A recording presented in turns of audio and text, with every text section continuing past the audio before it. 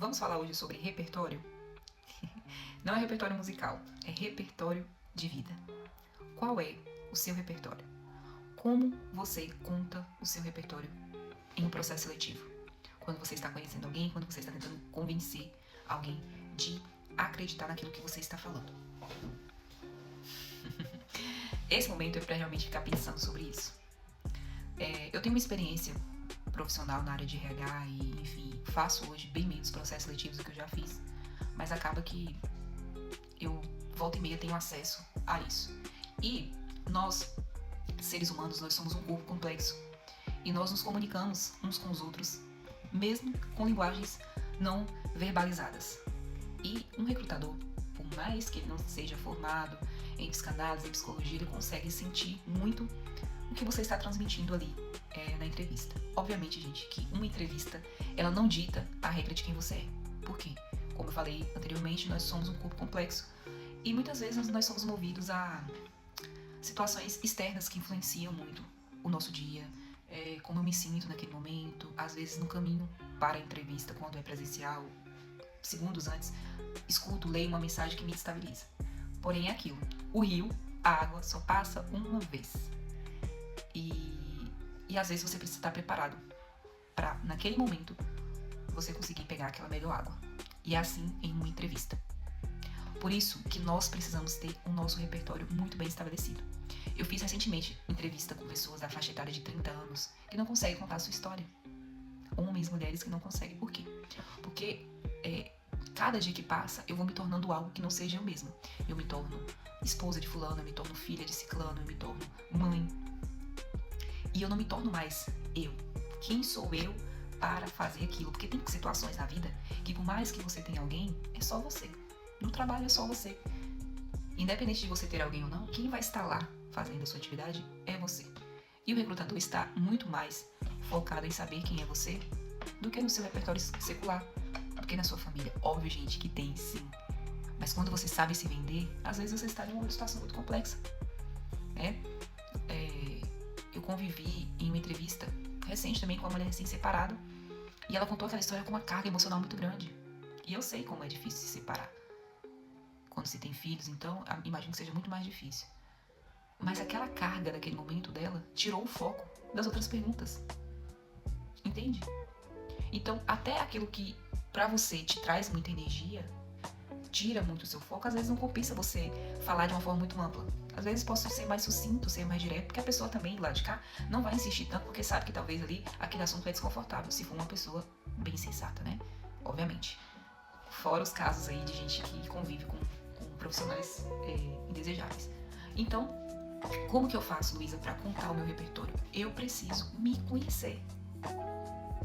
Porque se eu não me conheço, se eu não sei exatamente o que eu gosto, o que eu não gosto, ou por que eu estou aqui, eu não consigo contar o meu repertório, porque a minha vida foi fluindo por outras questões.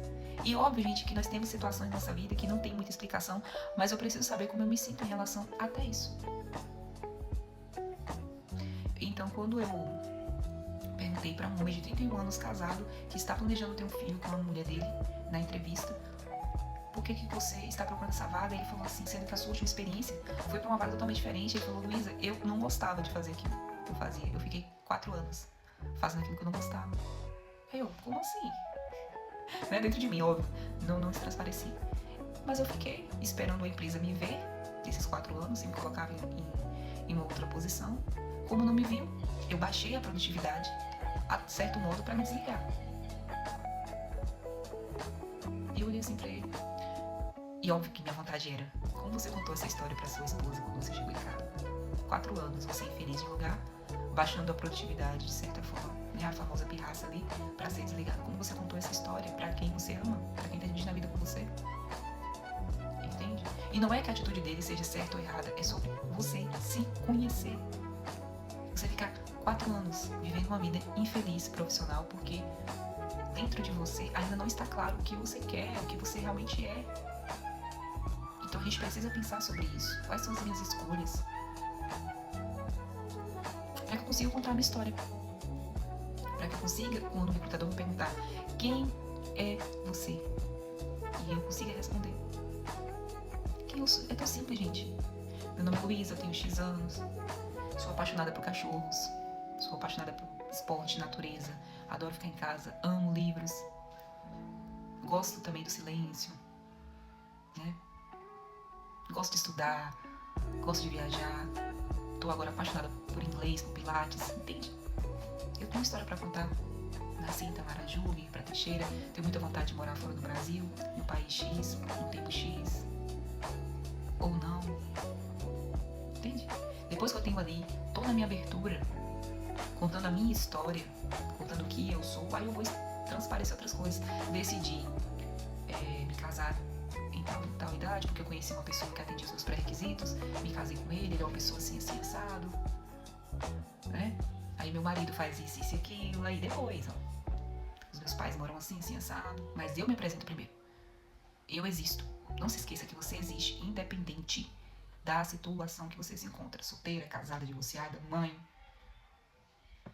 Existe uma história de você que precisa ser contada. Por que isso? Porque isso vai te convencer e convencer o recrutador. Aí depois, gente, as nossas expectativas profissionais, elas vêm em segundo plano, sabe por quê? Hoje o mais difícil não é ser bom tecnicamente, porque hoje existem meios para aprendizado. Existem.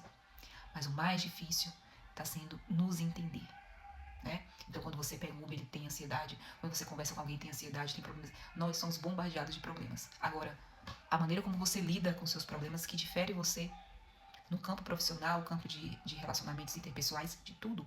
A maneira como você lida com aquilo que fizeram com você, com as circunstâncias que estão à sua vida hoje. Então a gente precisa pensar sobre isso. É mais importante hoje do que a parte técnica.